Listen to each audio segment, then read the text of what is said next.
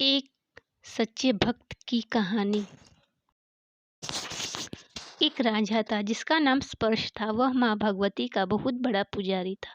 वह दिन रात माँ दुर्गा की पूजा करता कि माँ ने भी उन्हें राजपाट, धन दौलत, ऐशो आराम के सभी साधन दिए थे।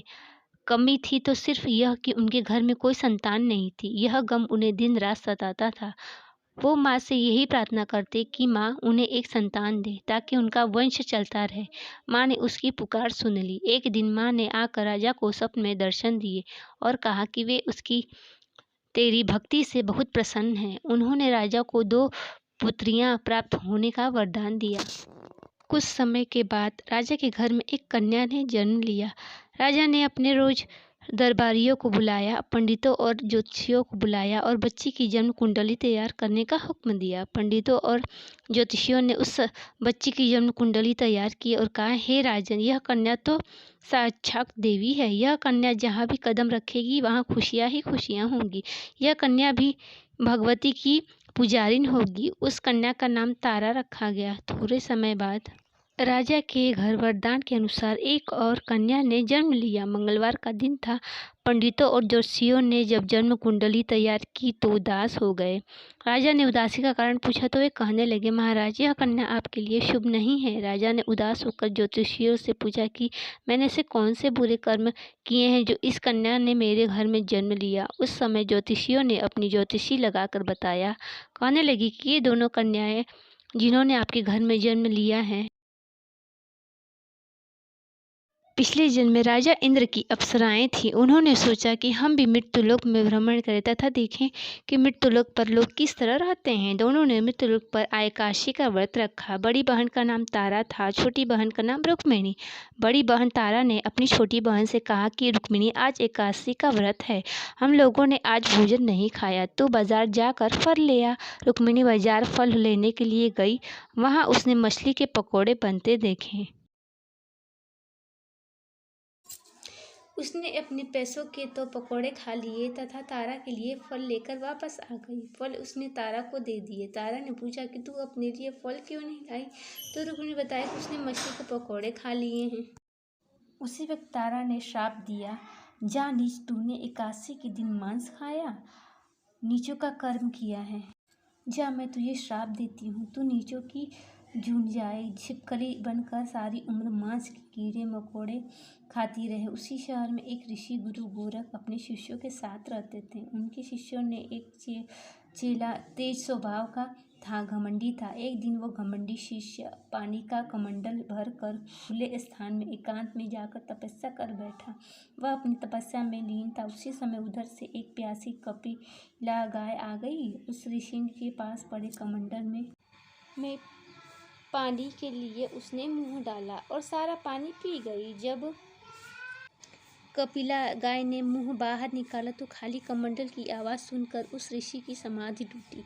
उसने देखा कि गाय ने सारा पानी पी लिया था। ऋषि ने गुस्से में आ गया उस कपिला गाय को बहुत ही बुरी तरह चिमटे से मारा। वह गाय लहूलुहान हो गई। यह खबर गुरु गोरख को मिली। उन्होंने जब कपिला गाय की हालत देखी तो उस ऋषि को बहुत बुरा भला कहा और उस वक्त आश्रम से निकाल दिया। गुरु गोरख ने गाय माता पर किए गए पाप से छुटकारा पाने के लिए कुछ समय बाद एक यज्ञ रचाया। इस यज्ञ का पता उस शिष्य को भी चल गया जिसने कपिल गाय को मारा था। उसने सोचा कि वह अपने अपमान का बदला जरूर लेगा।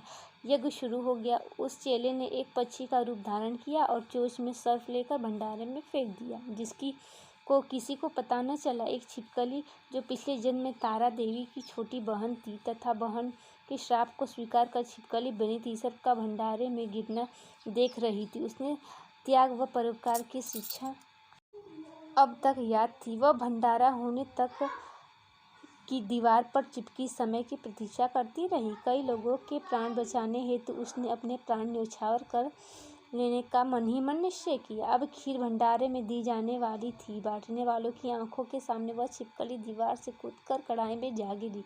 नादान लोग छिपकली को बुरा भला कहते हुए खीर की कढ़ाई को खाली करने लगे। उन्होंने उसमें मरे हुए सांप को देखा। तब उस सबको मालूम हुआ कि छिपकली ने अपने प्राण देकर उन सबके प्राणों की रक्षा की। उपस्थित सभी सज्जनों और देवताओं ने उस छिपकली के लिए प्रार्थना की और उसे सब योनियों में उत्तम मनुष्य जन्म प्राप्त हो तथा अंत में वह मोक्ष को प्राप्त करे। तीसरे जन्म में वह छिपकली राजा स्पर्श के घर कन्या जन्मी। दूसरी बहन तारा देवी ने फिर मनुष्य का जन्म लेकर तारामती नाम से अयोध्या के प्रतापी राजा हरिश्चंद्र के साथ विवाह किया। राजा स्पर्श ने ज्योतिषियों से कन्या की कुंडली बनवाई। ज्योतिषी ने राजा को बताया कि कन्या आपके लिए हानिकारक सिद्ध होगी, शकुन ठीक नहीं है, अतः आप इसे मरवा दीजिए। राजा बोले, लड़की को मारने का पाप बहुत बड़ा है, मैं उस पाप का भार नहीं बन सकता। तब ज्योतिषियों ने विचार करके तय राय दी, हे राजन, आप एक लड़की के संदूक में ऊपर से सोने चांदी आदि जड़वा दें, फिर उस संदूक के भीतर लड़की को बंद करके नदी में प्रवाहित कर दीजिए। सोने चांदी से जड़ा हुआ संदूक अवश्य कोई लालच से निकाल लेगा और आपकी हत्या कन्या को भी पाल लेगा, आपको किसी प्रकार का पाप न लगेगा। ऐसे ही किया गया और नदी में बहता हुआ संदूक काशी के समीप एक भंगी को दिखाई दिया। वह संदूक को नदी के बाहर निकाल लाया। उसने जब संदूक खोला तो सोने चांदी से अतिरिक्त अत्यंत रूपवान कन्या दिखाई दी। उस भंगी ने पत्नी को वह कन्या लाकर दी और पत्नी की प्रसन्नता का ठिकाना न रहा। उसने अपनी संतान के समान ही बच्ची को छाती से लगा लिया। भगवती की कृपा से उसके स्तनों में दूध उतर आया। पति पत्नी दोनों ने प्रेम से कन्या का नाम रुक्को रख दिया। रुक्को बड़ी हुई, उसका विवाह हुआ। रुक्को की सास महाराज जा हरिश्चंद्र के घर सफाई आदि का काम करने जाया करती थी। एक दिन वह बीमार पड़ गई। रुक्को महाराजा हरिश्चंद्र के घर काम करने के लिए पहुंच गई। महाराज की पत्नी तारामणि ने जब रुक्को को देखा तो वह अपने पूर्व जन्म के पुण्य से उसे पहचान गई। तारामती ने रुक्को को कहा, हे बहन, तुम मेरे यहाँ निकट आकर बैठो। महारानी की बात सुनकर रुक्को बोली, रानी जी, मैं नीच जाति की महंगनी हूँ, भला मैं आपके पास कैसे बैठ सकती हूँ। तब तारामती ने कहा, बहन, पूर्व जन्म में तुम मेरी सगी बहन थी। एकादशी का व्रत खंडित करने के कारण तुम्हें छिपकली की योनि में जाना पड़ा।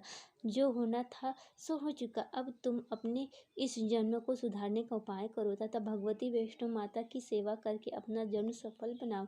यह सुनकर रुक्को को बड़ी प्रसन्नता हुई और उसने उपाय पूछा। रानी ने बताया कि वैष्णव माता सब मनोरथों को पूर्ण करने वाली है। जो लोग श्रद्धापूर्वक माता का पूजन व जागरण करते हैं उनकी सब मनोकामनाएं पूर्ण होती हैं। रुक्को ने प्रसन्न होकर माता की मनौती करते हुए कहा, हे माता, यदि आपकी कृपा से मुझे एक पुत्र प्राप्त हो गया तो मैं भी आपका पूजन व जागरण करवाऊंगी। माता ने प्रार्थना को स्वीकार कर लिया। फलस्वरूप 10वें महीने उसके गर्भ से एक अत्यंत सुंदर बालक ने जन्म लिया। परंतु दुर्भाग्यवश रुक्को को माता का पूजन जागरण कराने का ध्यान न रहा। जब वह बालक 5 वर्ष का हुआ तो एक दिन उसे माता चीख निकल आई। रुक्को दुखी होकर अपने पूर्वजन्म की बहन तारामती के पास आई और बच्चे की बीमारी का सब वृत्तांत कह सुनाया। तब तारामती ने कहा, तू जरा ध्यान करके देख, तुझसे माता की पूजन में कोई भूल तो नहीं हुई। इस पर रुक्को को 6 वर्ष पहले की बात याद आई। उसने अपराध स्वीकार कर लिया। उसने फिर मन में निश्चय किया कि बच्चे को आराम आने पर जागरण अवश्य करेगी। भगवती की कृपा से बच्चा दूसरे दिन ही ठीक हो गया।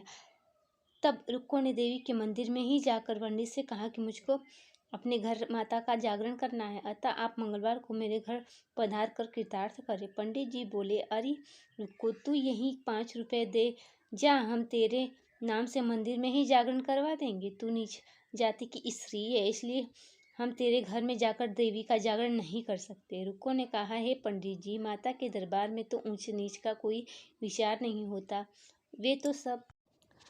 माता के दरबार में तो ऊंच नीच का कोई विचार नहीं होता, तो सब भक्तों पर समान रूप से कृपा करती है, अतः आपको कोई ऐतराज नहीं होना चाहिए। इस पर पंडित जी ने आपस में विचार करके कहा कि यदि महारानी तुम्हारे जागरण में पधारे तब हम भी स्वीकार कर लेंगे। यह सुन रुक्को महारानी के पास गई और सब वृत्तांत कह सुनाया। तारामणि ने जागरण में सम्मिलित होना सहर्ष स्वीकार कर लिया। जिस समय रुक्को पंडित जी से यह कहने के लिए गई, महारानी जी जागरण में आवेंगी, उस समय सेन नाई वहाँ था। उसने यह सब सुन लिया और महाराज हरिश्चंद्र को जाकर सूचना दी। राजा को सेना नाई की बात पर विश्वास नहीं हुआ। महारानी भंगियों के घर जाकर मैं नहीं जा सकती, फिर भी परीक्षा लेने के लिए उसने रात को अपनी उंगली पर थोड़ा सा चीरा लगा दिया और नींद में आए। रानी तारामती ने जब देखा कि जागरण का समय हो रहा है परंतु महाराज को नींद नहीं आ रही तो उसने माता वैष्णवी देवी से मन ही मन प्रार्थना की कि हे माता, आप किसी उपाय से राजा को सुला दे ताकि मैं जागरण में सम्मिलित हो सकूं। राजा को नींद आ गई। तारामती रोशनदान से रस्सा बांधकर महल से उतरी और रुक्को के घर जा पहुंची। उस समय जल्दी के कारण रानी के हाथ से रेशमी रुमाल तथा पांव का एक कंगन रास्ते में गिर पड़ा। उधर थोड़ी देर बाद राजा हरिश्चंद्र की नींद खुल गई। वह भी रानी का पता लगाने निकल पड़ा। उसने मार्ग में कंगन व रुमाल देखा। राजा ने दोनों चीजें रास्ते से उठाकर अपने पास रख ली और जहाँ जागरण हो रहा था वहां जा पहुँच कर वह एक कोने में चुपचाप बैठकर दृश्य देखने लगा।